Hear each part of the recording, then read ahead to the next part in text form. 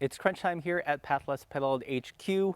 We're about to leave to Spain, and this is going to be the one bike I'm going to be riding for many months until I can bring my Rivendell over. So let's take a closer look at my personal dream build. The Supersomething is in full beast mode. Looking at the wheels and tires, of course, they are 650B by 50.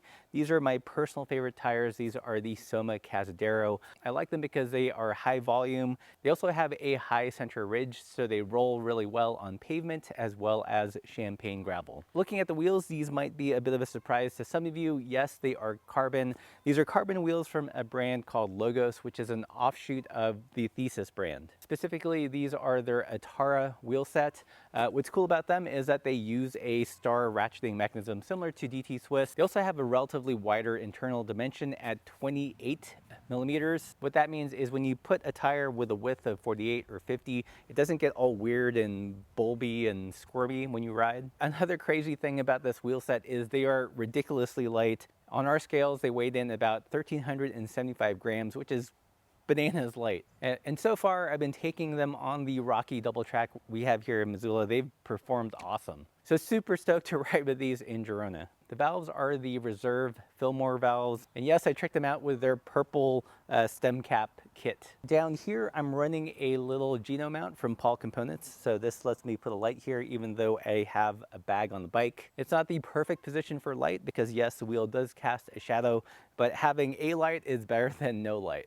Moving on to the cockpit, I've got the Ritchie Corralitos bar, which have become my favorite drop bar. Nice and wide, a little bit of flare, fairly shallow. The angle of the bars are such though that you can still have the hoods paralleled. I'm not a big fan when the bars force you to turn the hoods inward. For me, this keeps a nice neutral position, but still has all the other benefits. In terms of shifters, of course, I'm rocking our Uno shifter here on the right and a Riv silver shifter on the left. For the bar tape, this was a tough choice. I've been testing several bar tapes back to back. The handlebar tape from Camp and Go Slow, the cloth tape from Grep, and this ESI silicone wrap. And if you can't tell, the ESI wrap won that competition for me. I definitely like the look of the Camp and Go Slow tape better.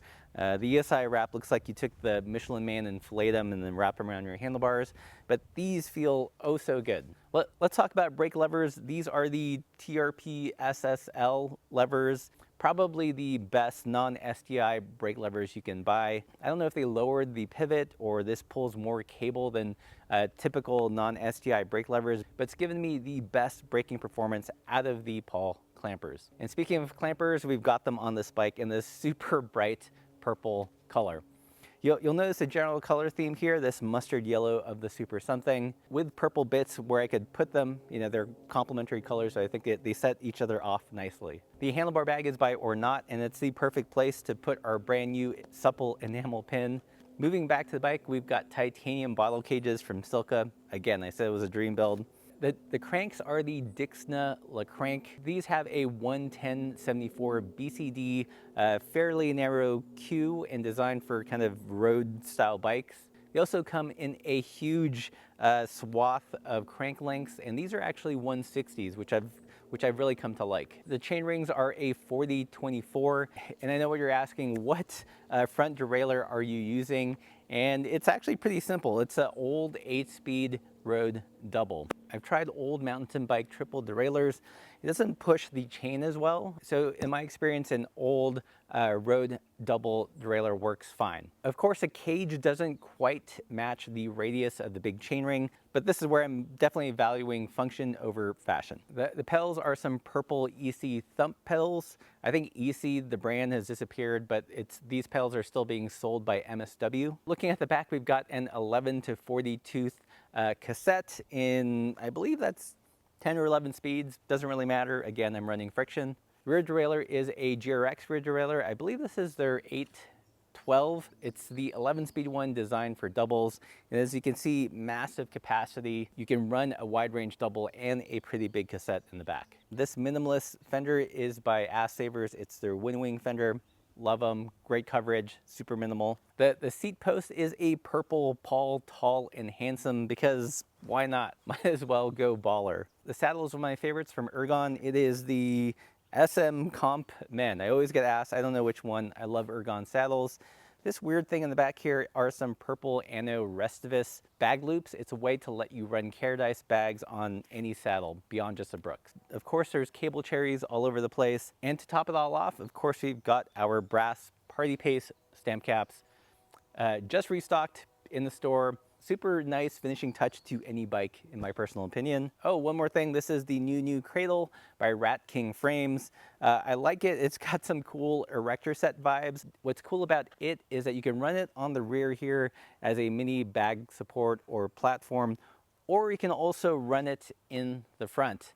You can use it as a really big decaler, or again, also as a support. There's a little shim that takes up the slack so you can run it on the seat post, but it's cool that it's modular. You can run it on the front, you can run it on the back, a fair amount of articulation. And I'm gonna use this as kind of a mini rack to carry a tripod around when we're filming or when I'm painting in Girona.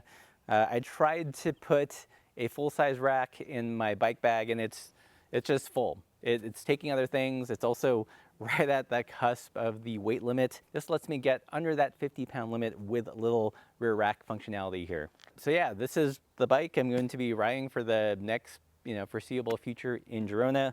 I built it up like this so it's super versatile. It's got low gears, so if we do any bike packing, bike touring, or just general commuting with stuff, we can get up and over the hills in Girona. The friction shifters make it really reliable, so if something gets damaged in transit or if something breaks, since it's friction, I can pretty much grab any rear derailleur or front derailleur off the shelf and it'll still work great. But there's also some performance bits. The carbon wheels definitely add a lot of pep to this bike. And so this is my Supersomething dream build, or in its final form, as the kids like to say. What do you guys think? Is it baller or just absolutely ridiculous? I was a little on the fence with going with all the purple parts, but I think it came out pretty cool.